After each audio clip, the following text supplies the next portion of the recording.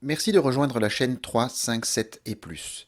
Pour être tenu au courant de la mise en ligne de toute nouvelle vidéo, n'oubliez pas de vous abonner et d'activer la petite cloche. L'antimaçonnisme est ainsi fait qu'il se saisit de tout, notamment de l'actualité du moment, pour distiller son poison sur les réseaux sociaux. C'est ainsi que je me suis aperçu, pour avoir été apostrophé sur le sujet, que la franc-maçonnerie était aux yeux de certains conspirationnistes particulièrement imaginatifs, la cause de tous les malheurs dénoncés par le mouvement dit des Gilets jaunes. Alors rassurez-vous, je ne vais pas faire ici de la politique, ce n'est évidemment pas l'objet de cette chaîne. Je ne vais pas davantage épiloguer sur les Gilets jaunes. Ils constituent un mouvement social inédit, protéiforme, complexe. Leurs revendications sont nombreuses, touffues, souvent justes, parfois contradictoires, voire pour certaines d'entre elles totalement délirantes. N'ayant pas de représentants incontestés, quand ceux qui existent ne sont pas purement et simplement menacés physiquement, eh bien il est difficile de créer les conditions d'un dialogue rationnel. Les démagogues et extrémistes de tout poil l'ont bien compris et savent politiquement exploiter cette situation. Et je ne parle même pas des casseurs et des voyous qui se sont greffés sur ce mouvement pour saccager et détruire des biens privés ou publics. Ne vous leurrez pas, la facture sera pour nous au travers des impôts ou du relèvement des primes d'assurance. Bref, c'est bien compliqué.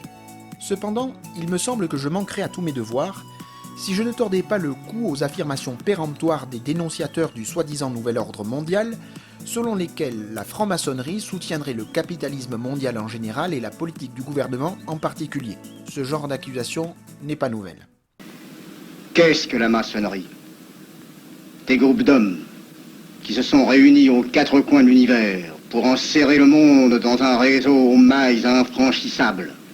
Nous rayonnons partout, nous commandons partout. Ici, 300 parlementaires sont francs-maçons. En Angleterre, le roi fait partie de notre ordre. Aux États-Unis, le président est 32e. Il n'y a pas un pays où nous n'ayons nos appuis secrets, nos hommes, nos banques, nos groupes dévoués. Et ceci n'est rien. Je ne vous montre là de la maçonnerie que la puissance physique. Je rappellerai une chose simple. En franc-maçonnerie, chacun demeure entièrement libre de ses opinions dès lors qu'elles ne portent pas atteinte à la dignité humaine. J'entends ici le racisme, l'antisémitisme, la xénophobie et les discriminations de tous ordres. Ce qui veut dire qu'en loge, il n'y a ni mot d'ordre, ni slogan, ni prêt-à-penser.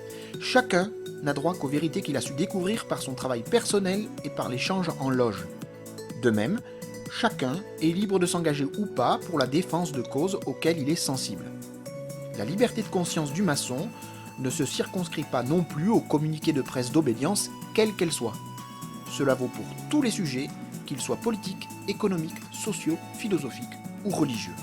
Alors qu'est-ce que ça veut dire? Ça veut dire qu'il y a des francs-maçons sensibles, voire favorables aux revendications des Gilets jaunes.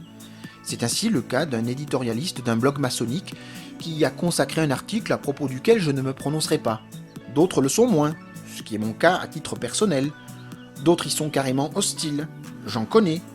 Et puis, il ne faut pas oublier ces maçons qui n'ont pas d'opinion arrêtée, car, au risque de déplaire à certains, un franc-maçon n'est pas obligé d'avoir un avis sur tout. Et puis, il n'est pas non plus inutile de rappeler que le doute, corollaire de la réflexion, fait partie du viatique du franc-maçon.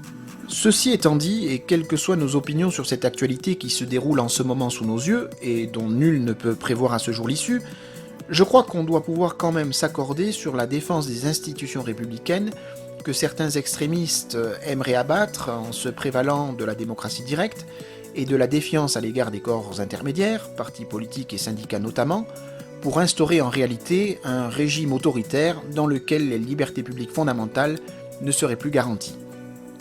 Évidemment, ce que je viens de dire ne convaincra pas les conspirationnistes de service.